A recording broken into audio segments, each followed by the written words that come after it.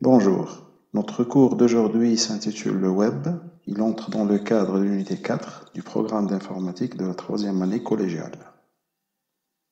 Lorsqu'on est devant une machine connectée à Internet, l'une de nos activités essentielles est la navigation sur le web ou bien le surf sur le web. Mais c'est quoi le web?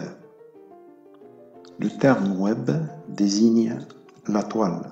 On parle d'une toile d'araignée, on parle aussi de la toile mondiale. Ce nom de toile vient des liaisons qui existent entre les pages web. Ces liaisons sont appelées les liens hypertextes.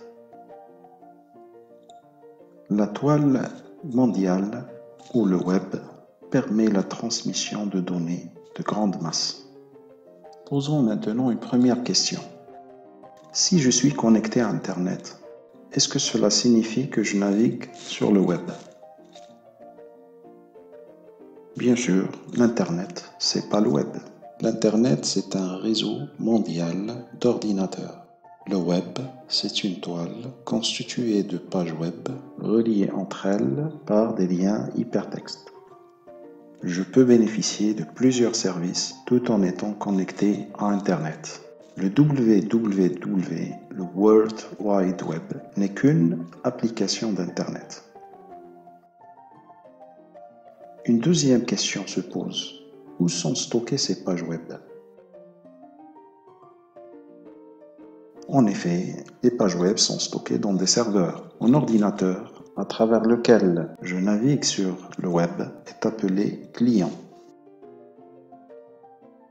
La communication qui s'établit entre l'ordinateur, plus exactement le logiciel de navigation, le client et le serveur, est assurée par un protocole appelé HTTP. L'HTTP est donc un protocole qui assure le transfert des données entre le client et le serveur. Le client envoie la requête au serveur. Le navigateur analyse la requête, désigne le nom du domaine. Le serveur envoie les données en réponse à la requête du client. Le logiciel qui permet d'afficher une page web s'appelle un navigateur. Par exemple, Microsoft Explorer, Mozilla Firefox ou bien Google Chrome. L'adresse de la page est appelée l'URL. Elle se trouve en haut de la fenêtre. La page web est écrite par un langage de balises appelé HTML. L'adresse web ou bien l'URL est un système d'identification de la page web. Exemple, http telmetis.men.gov.ma.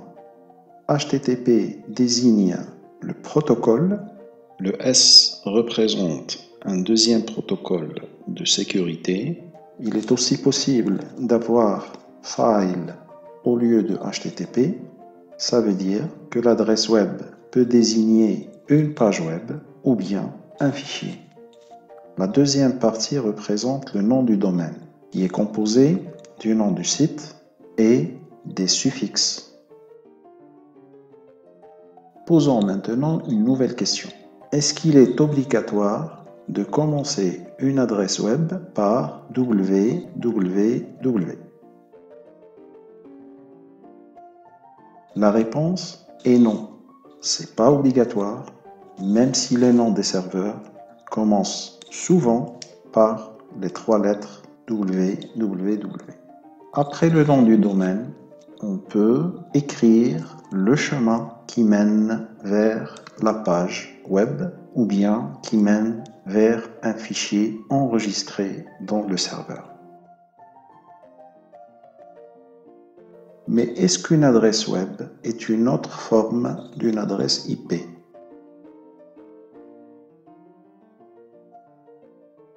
Les deux adresses sont différentes, car l'adresse web représente la page web ou le fichier, mais l'adresse IP représente la machine connectée au réseau Internet. Cette machine peut être soit un serveur, soit un client. Le site web est donc un ensemble de pages web et de ressources interreliées entre elles par des liens hypertextes. Passons maintenant à la pratique. Comme première pratique, on vous propose de démarrer votre navigateur web, de taper l'adresse suivante. Une fois sur la page d'accueil du site, on cherchera le lien vers le cours qui s'intitule « Comment fonctionne un site web ». On cliquera dessus, puis après, on devra comparer l'adresse web de départ et la nouvelle adresse web obtenue. Dans la deuxième pratique, comme première étape, on démarre le logiciel Word, on tape le texte proposé, on le sauvegarde sous le nom index et le format HTML. En deuxième partie, on va créer un deuxième document, on va insérer l'icône affichée, puis on enregistre sous le nom page et le format HTML.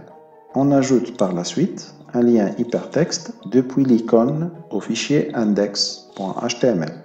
En troisième partie, on va démarrer le navigateur et on va tester le lien entre le fichier page.html et le fichier index.html. Bon courage!